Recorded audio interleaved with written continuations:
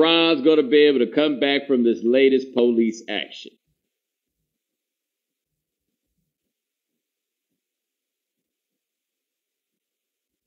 So, Big Ron, a.k.a.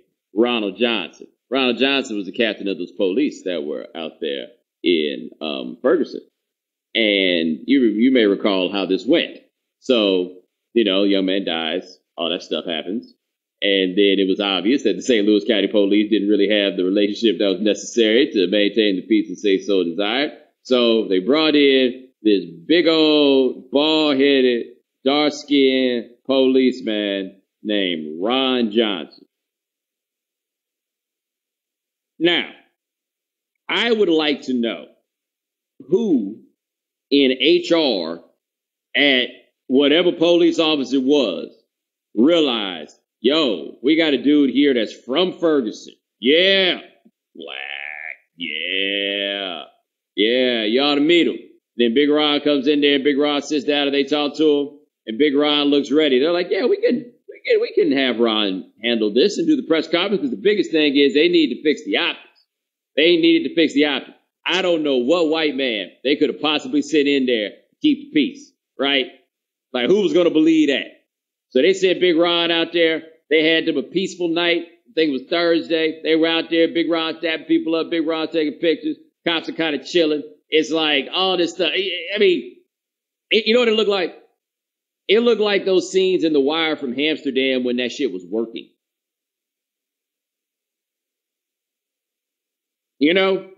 Everything seemed to be cool. You thought everything was straight. Man, next thing you know, the next day come around and somebody must have popped over some Colt 45 because things are back to the way they were. Everything went right back to what it was. And it's basically evolved to that point now to where, as we were recording this, the National Guard is doing their first night in Ferguson. I don't know what's going to happen tonight. Like, the thing I don't think that anybody fundamentally seems to understand is that there's only one thing that's going to make this stop. Like, everybody knows that there's only one thing that's going to make this stop. And that's when they get an arrest. Like, nothing, this isn't going to stop until there's an arrest. And the reason is people are skeptical of whether or not there's actually going to be an arrest. Therefore, why would you ever go home before you got an arrest? Right? Like, that's what this is. It's abundantly clear. Like, you're not going to chase them off with guns. You're not going to chase them off with anything else. The only thing that's going to make people stop showing up is if somebody gets arrested. That's it. Like, everybody knows that. I don't think that this is a rocket science observation, and I don't think that this is something that escapes the people that are in charge, right? I think everybody's pretty clear that that's what it's going to take. Like, that's it. Like, seriously. Unless you think people are simply going to scream themselves out, why would they stop? Right? That's it. Now, it's become abundantly clear that you ain't going to get no arrest anytime soon. I believe they said they're going to try to install a grand jury in a few days. Like, nobody seems to be really in a rush to make this thing happen. Right? Now, Big Ron can't come back. He has no chance of coming back. You know why he has no chance of coming back? Because everybody knows he's not in charge.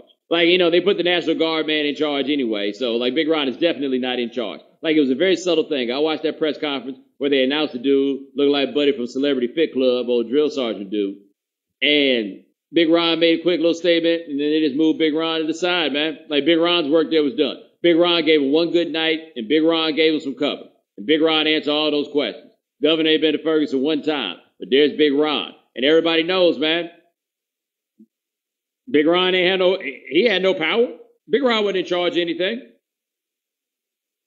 Now, I'm not positive, and I don't think necessarily that Big Ron got, like, suckered, right? So imagine this, right? Imagine you're Ron Johnson, and these people call you, and they broach this idea to you about you being in charge of the security force, and they tell you you're going to be in charge and everything else, right? Now, that man had to be smart enough to know that he wasn't actually going to be in charge. Because if it was still going to be those county police out there, he could be in charge of his guys, but he could never be in charge of the county guys. And the county guys have their own agenda. I remember the people from the county, the man in charge there sent that letter about how upset they were, the police union, about the fact that they had to stand down. The county attorney and all these people were like, they were so upset at the idea that the county police had to stand down. And what was going to be so dangerous about the idea of the county police standing down. So if the county police weren't the ones in charge and Big Ron's out there and he's got to command those guys, they don't work for him. Like, after this whole thing is over, they don't have to answer to him. And the people that they do have to answer to are not going to be mad that they defied that dude. Right? They're not. And I don't think that's hard for a dude like Ron Johnson to see. You're right. You don't get as far as he has playing the game without recognizing these sorts of things. But when you Ron and they come talk to you and they say, look, man, we want you to be in charge of security. And you from Ferguson and you actually care about Ferguson. And you know that if you don't say yes, there's no telling who the next person is that they're going to call. And you get you a little chance at some profile. I mean, you got to take it. There's no way when they call that man in that office that he can say no to them. There's none. Right? They call him.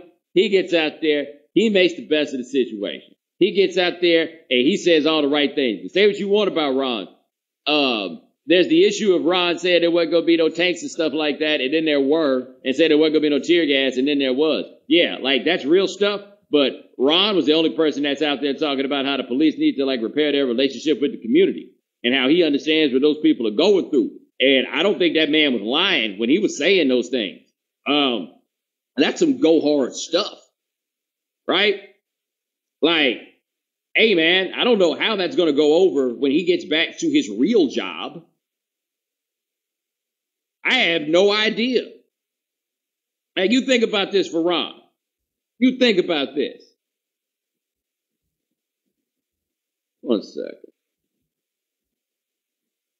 If you Big Ron, okay, I bet the people that work under Big Ron, by and large, are loving it. They loved every minute of seeing Big Ron get his shine. They loved every minute of seeing Big Ron at that press conference, right? The people under him, I bet they was all about Big Ron. But if you Big Ron's boss,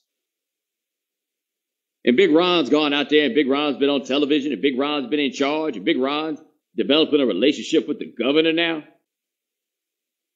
how do you feel about what's going on with Big Ron?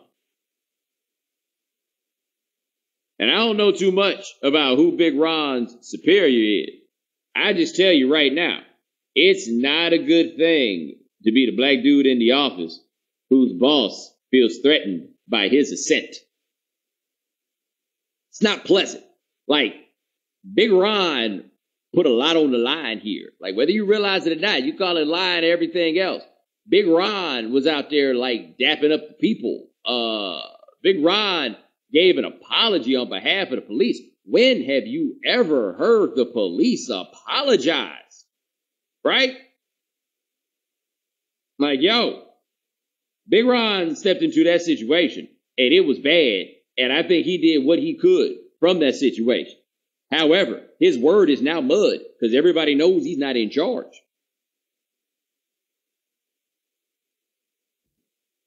One thing people can pick up on really quickly is who's in charge.